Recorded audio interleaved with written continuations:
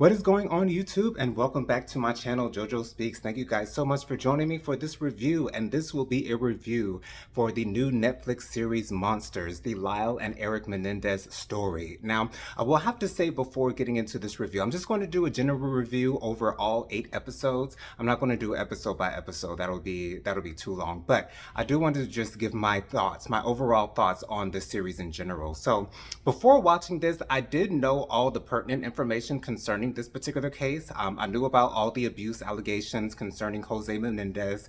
I knew about the fact that they went to the movies after they took the life of their parents. I knew all of the main information. I really didn't learn too many new things watching this, but I did learn some things that I had no idea about. So let's get into it. First of all, I have to admit that both Jose and Kitty Menendez, from the looks of it, just judging from what we see, of course, we all have to realize that these are dramatizations, and so these are not necessarily facts, especially things that happen outside of the court. So conversations that are happening behind closed doors, no one but the people who are actually in those conversations were privy to what was actually discussed during those conversations. So, to say that the way that they portrayed Lyle to be so gung ho about it, to be as much of an a-hole as he was presented to be, I really don't know if that's necessarily true, and we don't know if Jose was actually as bad as he was portrayed to be in the series. However, it is somewhat believable, considering what Erik and Lyle ended up doing to their parents. But, we just have to keep that in mind that, these types of conversations that are happening behind closed doors, we don't know if those actual conversations did happen for sure, unless they were actually recorded, talking about Lyle, talking to his girlfriend. I think I can't remember what her name was, but Lyle talking to his girlfriend and her recording all of their conversations and then writing a book about it and totally destroying their second case, because in the first trial, there was a hung jury, and so there was a mistrial that was called, and therefore they were tried again a couple of years later. But once again, we are not exactly sure if those conversations that happen behind closed doors are actually true. Just watching it, to see the abuse that both Erik and Lyle went through, I found myself in these types of shows. I feel as though they're meant to humanize the subjects that they are about. I saw the People versus OJ. I thought that was excellent, and shout out to Ryan Murphy. I believe he was the producer of this particular series. I loved the People versus OJ. I loved the Gianni Versace American Crime Story. I loved the American Crime Story concerning Monica Lewinsky and Bill Clinton.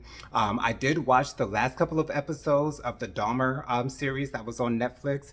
So I do enjoy Ryan Murphy. I will have to say though, I never actually got into American Horror Story, but that's mainly because horror has never kind of been my gig. I really don't get much out of it. I do watch horror movies, but not as often as some others would. It just really doesn't do much for me. I'm more into drama and comedy and things of that nature. But all that to say, I did enjoy this particular series. Now, one main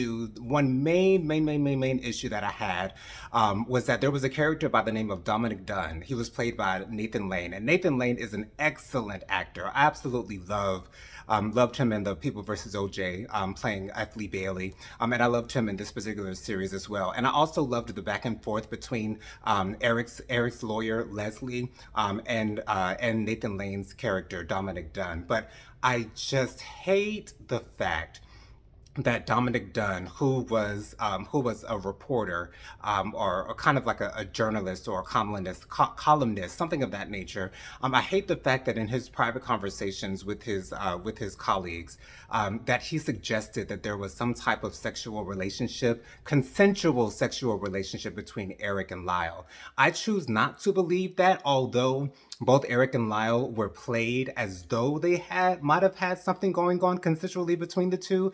Now, Erik did admit that Lyle did abuse him after Lyle was abused by their father. Of course, that was not consensual, but I do not believe that Erik and Lyle had a consensual sexual relationship. Now, I did hear in during the series that Jose did make them take showers together, and of course, that's really weird. The whole family is just weird. Period. That's just the best way that I can put that. I cannot imagine being Erik or Lyle growing up with parents who, yes, they were rich, and yes, they were spoiled. The boys were spoiled. That is a given fact. They pretty much, I won't say that they got everything that they wanted or everything that they asked for, but from the outside looking in, that's really what it seemed like. However, I do still feel that does not make up for the abuse that they were going through. I found myself watching this series truly having a heart for Erik Menendez. And of course, me being part of the LGBTQIA plus community, I had no idea that there was a possibility that he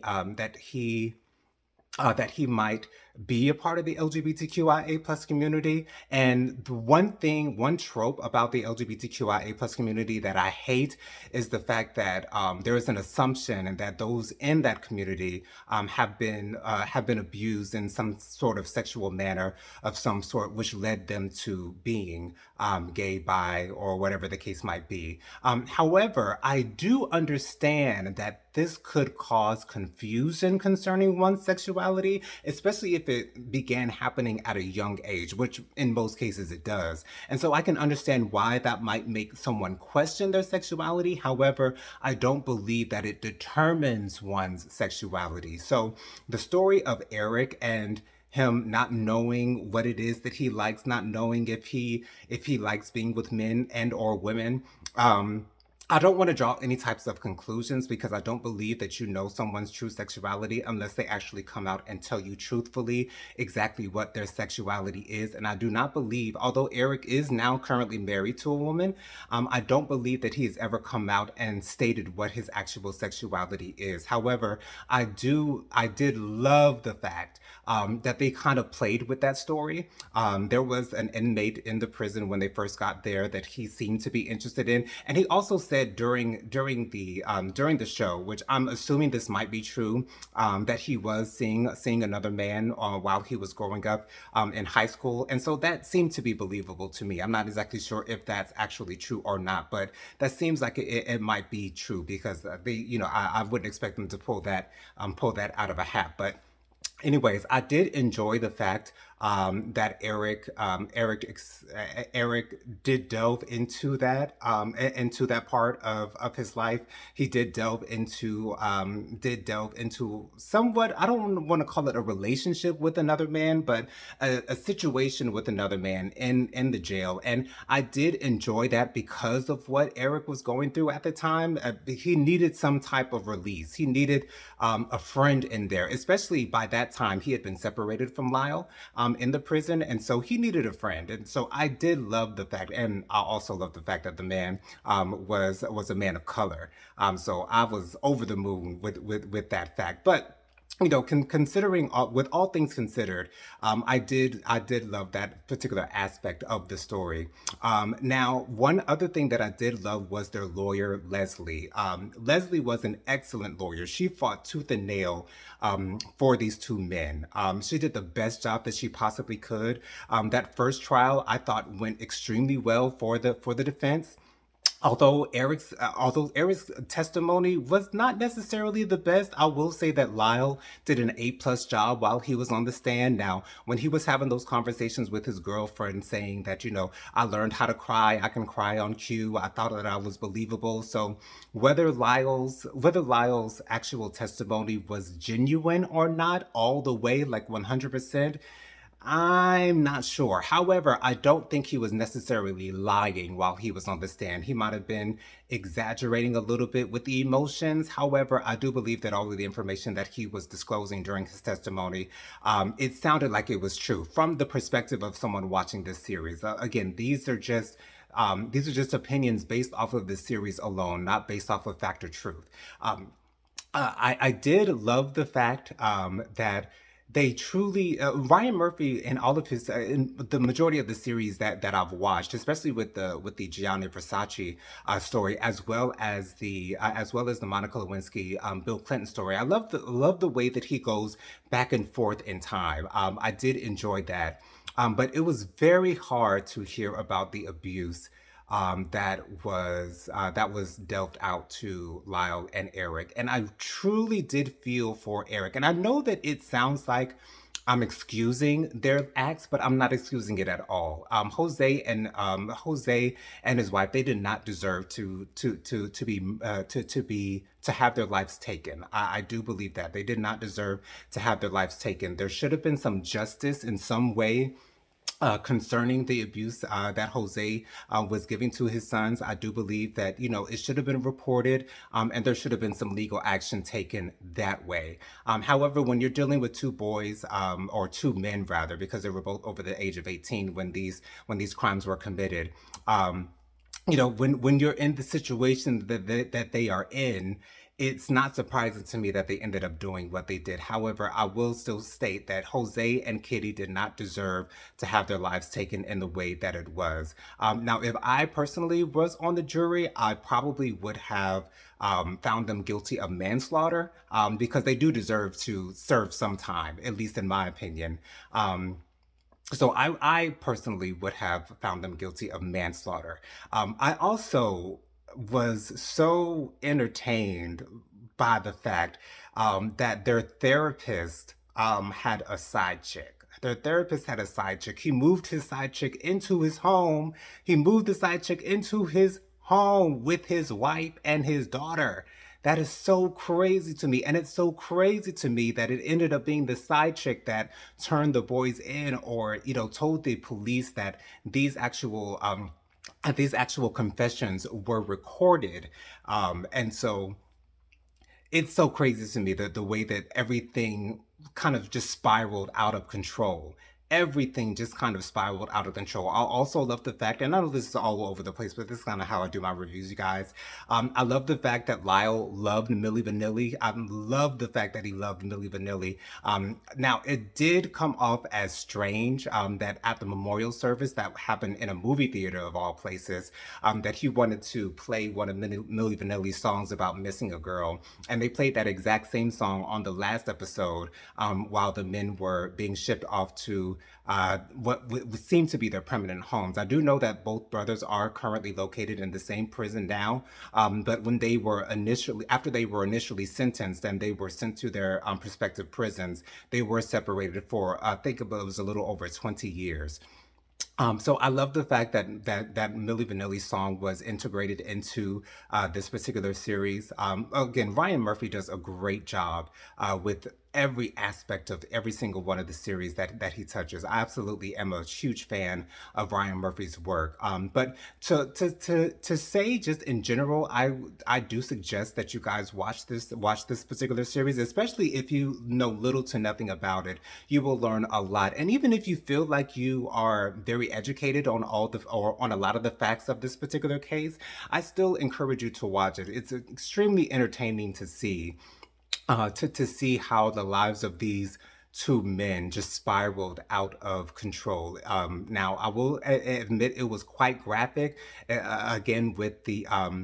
Not only with the actual showing of them taking their parents' life, but it was also very graphic in that, during episode five, all of episode five was simply Erik explaining how the abuse was taking place.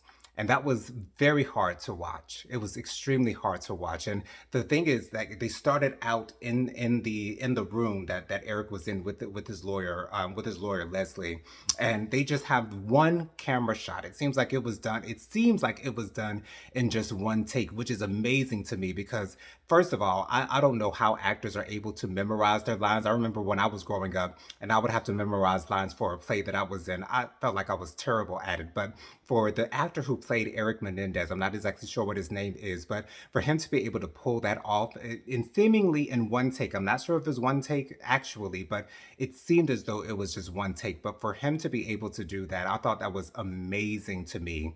Now, I will have to say, episode 8 was extremely hard for me to watch because, again, I'm coming at it from seeing what happened with the boys, or sorry, with the men, and the abuse that they dealt with, and me being able to see them from their point of view. With the last trial, with the second trial that ended up happening, showing in the last episode, it was mostly showing the prosecution and their case, and the fact that Leslie was trying her best to object to most of almost everything that the prosecutor was trying to say. She was again, she fought so hard for Erik, and although Lyle had a different lawyer, they focused more on Erik's lawyer, Leslie, and so. I did not enjoy the eighth episode because they wanted to say that the men were lying about the abuse that they were alleging towards their father Jose, and it's just like, as a viewer, you want to get into the screen and say, why are you doing this? But again, when it comes to prosecution, you have to say anything that you can to win your case. I thought it was also interesting that we were able to see a little bit of the jury deliberation. We saw the deliberation concerning what the sentence should be. There was one juror in particular, who seemingly had a heart attack. I'm not sure if that happened, in real life. I'm assuming it must have, if something like that, if Ryan Murphy were to put something like that in this series.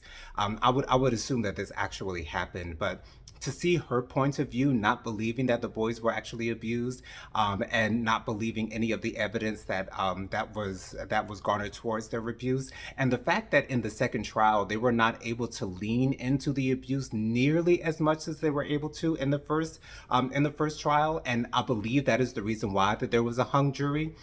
And I also love the fact that Leslie pulled in the women from the jury, in the first trial, to try to get a sense of what was it that the men were not able to connect to, in the first trial, to make it so that they were found not guilty. And I thought that was very interesting, to me. But it makes sense that the men on the jury would not necessarily like Leslie, because Leslie is a very powerful woman. She's a very outspoken woman. She's a very animated woman, and she's an extremely good lawyer. And it would make sense for them not to necessarily like her, defending these two men. But I see where the women in the jury are coming from, and their maternal instincts, seeing the men as possibly their sons, and being able to also see their points of view as far as the abuse is concerned, because it's more often that women are abused as opposed to men being abused. So I see how they will be able to make that connection. But I say all that to say this is a very good series. I encourage everyone to watch it. Once again, if I were on the jury, I would probably only find the two men guilty of manslaughter. But again, it's kind of hard to say because they did deliberately take their parents' life, and the way that the two lives were taken was extremely brutal. And it seems, from the outside looking in, it does seem premeditated. So that's just kind of a back and forth thing. I only say manslaughter because I do see both Erik and Lyle as victims of abuse, and I do believe, that there's some type of mitigation when it comes to someone who's abused, taking out their abuser. I don't know if that necessarily, adds up to murder, at least in my opinion. But those are my thoughts on the monsters, the Erik and Lyle Menendez story. I hope you guys enjoyed this video. Tell me, what were your thoughts on this particular case, and your thoughts on the series if you've watched it. So I'll see you guys later. Thank you guys so much for watching. Peace out.